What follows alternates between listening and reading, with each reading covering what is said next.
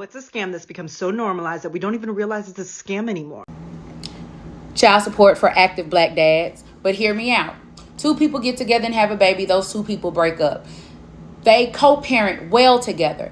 He is financially providing as much as he can, but he still has to keep a roof over his head, food in his mouth, and a car. Because when the baby comes to visit, the baby needs somewhere to sleep. And when the mama needs me to come and pick the baby up, it's got to get in a car. Okay?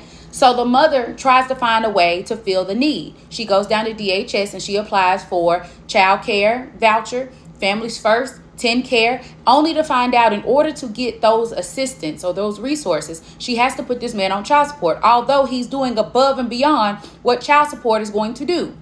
He's okay with it. She's okay with it. They go ahead and get this child support order started so she can get the assistance that they both need to take care of this baby, only to have this man trapped into the child support system. So heaven forbid his hours get cut back at work. There is no modification for child support if the change is not more than 30 days.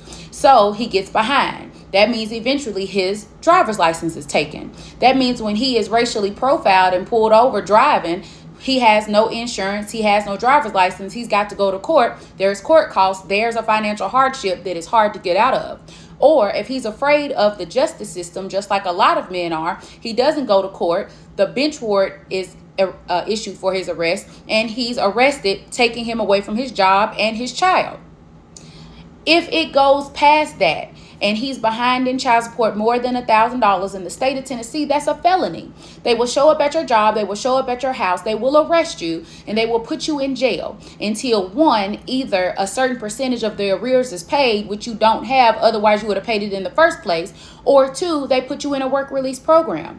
Sounds good, huh? It's not. Because when they put you in the work release program, they take a percentage of your income and send it to child support after they take a percentage of your income and pay it back to the state for your room and board and transportation, because they are housing you while they force you to go to work for a felon approved workplace. You don't even get to keep your job. So if you was making more money at your original job than you are at this felon approved workplace, they make you make less money, and they still take out the same amount of child support, and they take out a certain percentage to pay to the state because they are housing you and transporting you, and you are away from your kid, and the mom is still struggling to provide for this child because she's getting less child support than she was in the first place, and now your bond with your child is in jeopardy, and the mother is left to physically and emotionally provide for this child by herself.